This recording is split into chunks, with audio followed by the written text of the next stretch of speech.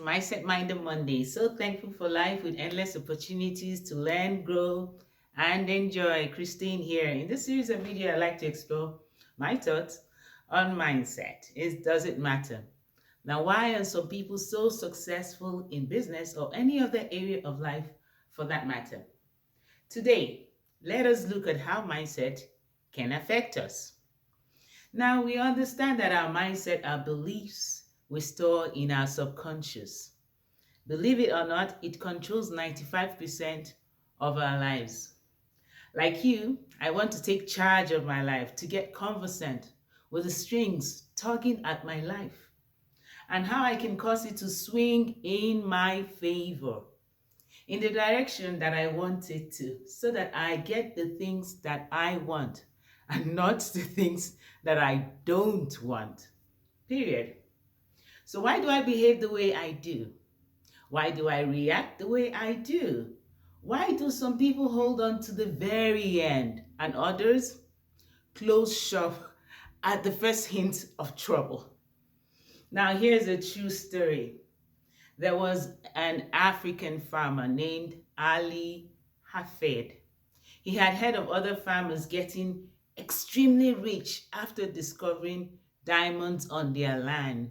So he left his family and sold his farmland and went about buying other lands far and wide, searching for diamonds without success. As an old man, he became depressed and he took his own life. Well, 10 years later, the buyer of his land, another farmer, one day was strolling along the stream on that same property and found a rough crystal-looking object. Yes, it was diamond, and he had almost thrown it away because it didn't look like diamond. That farm became one of the largest diamond mines in the world. True story. Now the question is, why didn't Ali start searching for diamond on his own property?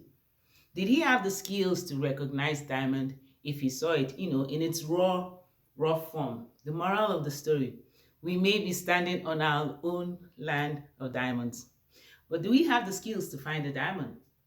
That challenge that you're facing can be turned to something so beautiful, but now it stands dirty and rough. Many successful companies are led by owners that saw a problem, they tackled it with a singular mindset. They had their eyes open to opportunities right in their own backyard. Yes, so waiting day for Sokoto, day for Shokoto. There's a strong connection between mindset and behavior. With the right mindset, behavior is impacted for better. Now, Nigerians have been known as, a set of people that are resilient because we believe as long as there's life, there's hope. No condition is permanent, are some of the few mindset that has caused us to hold our head high. But do we believe that we can turn our adversity to prosperity? Do you agree that what we think about affects our behavior? Give us a thumbs up now if you like where this is going. Done. Now you have heard about the placebo effect. Now, why do you think it works? At least in some cases. Examine two people that go through two identical events. One pushes ahead and the other one is won and defeated. The line in the sand is the mindset. So why do we need to pay attention to our mindset? Number one, we overcome the urge to give up early. Now, when you judge yourself and decide, I have this much skill set in this area, I am good in this area, and in the other area, I'm terrible. Now, whatever you think, you are right. Yes, this may be true today, but is there a chance it can change tomorrow? Now, in kindergarten and elementary school, it is easy to see the natural abilities of the kids. Some kids will be at, the top without much effort. But if you notice, the dynamics begin to change when they get into secondary or middle school.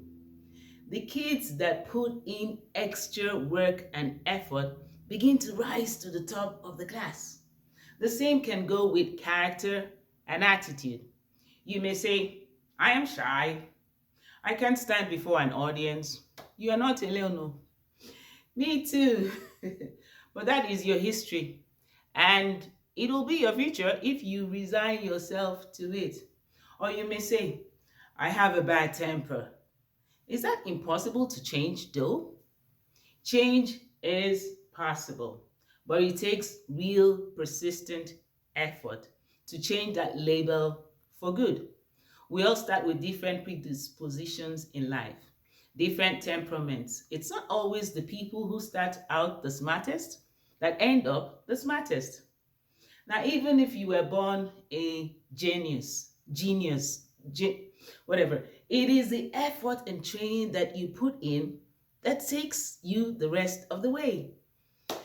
Now, to my second point, focus with mindset. Look up anybody that is at the top of their game, the top of their career. You'll find a man or woman that is assuredly having a burning desire.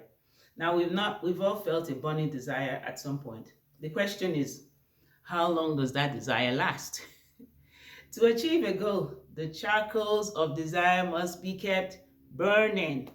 Your goal may be to improve your relationship, maybe with that one special person, to read more books, to start your own YouTube channel, or to be more patient and less reactive with your children. Whatever it is unlikely that you will have a smooth sailing to achieving all those goals. We will definitely face obstacles and frustrations along the way. But if you have a burning desire, that high drive will cause you to work harder to see your goals through. Everyone has goals, even children, but not everyone has the drive to see it through to the end. But with the right mindset, motivation, self esteem, mental toughness, you will be more inclined to keep going, to work harder to achieve your goals. Having a high drive will make you work harder to actualize those targets that you have for yourself. Sometimes we make excuses, right? When the going gets tough, it is easier just to bail out, to put your hands in the air and say, I tried. But with the right mindset, we are more inclined to keep fighting. How?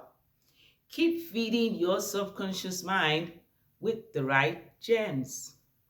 Zig Ziglar said, people often say that motivation doesn't last.